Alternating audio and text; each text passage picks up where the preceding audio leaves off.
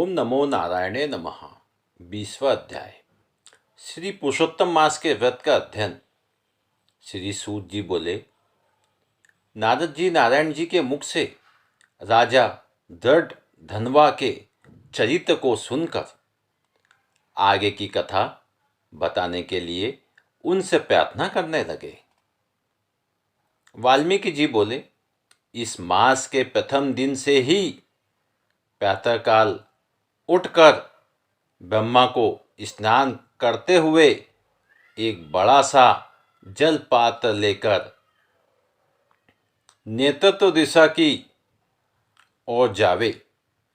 इस मास में व्रती घर से बाहर इसी भांति जाकर जनेऊ को दाहिने कान पर चढ़ाकर प्रातः सायं उत्तर की ओर मुंह करके पृथ्वी पर घास बिछाकर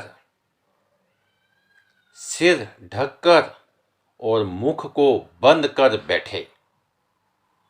यदि रात्रि हो तो दक्षिण मुख होकर शौच करे। साथ में लाए जल से शुद्ध करे। इस शुद्ध को करने के बाद तीर्थ के जल से शुद्धि करे, अन्यथा यह अशुद्ध रहता है। यह व्रती की शुद्धि है। लघु शंका के बाद 8 या 4 बार कुल्ला करे। हस्त शुद्ध के बाद नेत्रों से जल लगाकर दातून लेकर यह करे, हे वनस्पते, तुम्हारे से हमें खल आयु यश तेज यशु संतान धन ब्रह्मत्व मेधा शक्ति एवं बुद्धि मिले। फिर दातून करे, भली भांति स्नान करे। स्नान के बाद तीर्थ देवताओं का तर्पण करे। घर में स्नान करना गृहस्थों को साधारण कहा गया है। स्नान के बाद शुद्ध पवित्र वस्त्र पहनकर कंधे पर अंगोछा धारण करे।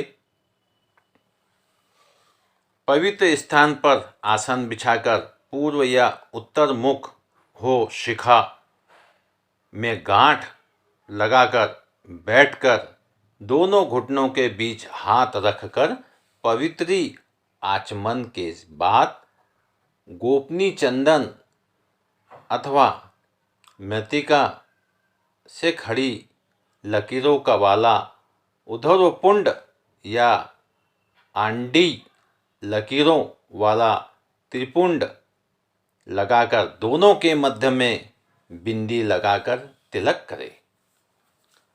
गोपी चंदन से भुजाओं पर शंख और चक्र बनाए। यह सब पापों का नाशक है।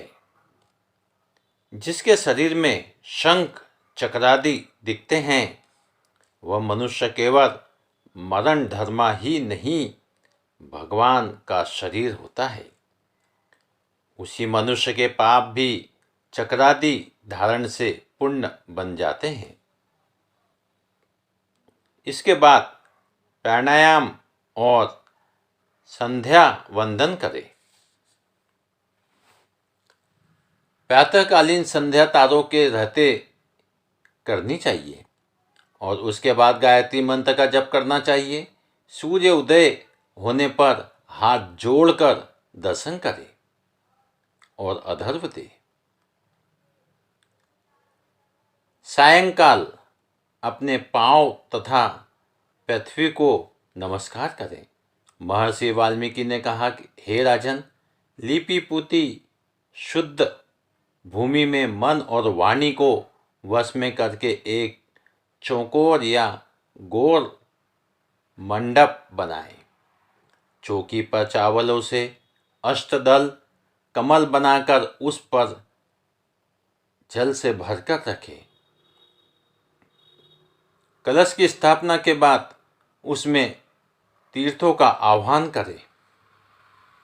तदनंतर गंध पुष्प धूप वस्त्र से ढका तांबे का पात्र रखे, जिस पर श्री राधा कृष्ण की सुवर्ण प्रतिमाएं स्थापित करके उनका पूजन करें। पुरुषोत्तम मास के देवता पुरुषोत्तम भगवान श्री कृष्ण स्वयं हैं। हे राजन, बुढ़ापा सिंहनी के समान मनुष्य को डराता है। रोग और व्याधि आदि पूर्व शत्रु हैं। इस प्रकार धन, ऐश्वर्य, मान तथा सांसारिक सुख सब चलाए मान है। अतः इनसे वैराग्य प्राप्त करके धर्म करने में लग जावे। जिस समय धन, मन तथा दान लेने वाला योग्य पात्र मिल जावे तब अवश्य दान करे। स्नान, दान और भगवत कथा में बैठकर भगवान का मनन करते रहना चाहिए। केवल इतना ही किया धर्म भी बड़े भारी दुख से मनुष्य को बचा लेता है। जिस प्रकार हाथी के पांव के निशान में सभी जीवों के पैर समा जाते हैं, उसी प्रकार सब धर्म भी पुरुषोत्तम मास के धर्म में समा जाते हैं। श्री गंगा जी की समानता कोई भी नदी, कल्पवृक्ष की समानता अन्य वृक्ष और वेदों की समानता सभी शास्त्र भी मिलकर जिस प्रकार नहीं कर सकते, पुरुषोत्तम मास के देवता स्वयं भगवान पुरुषोत्तम है। इसलिए श्रद्धा भक्ति से इसका पालन अवश्य करना चाहिए। ओम नमो नारायणे नमः। तो दोस्तों, ये हमारा 20वां अध्याय समाप्त हुआ। ओम नमो नारायणे नमः।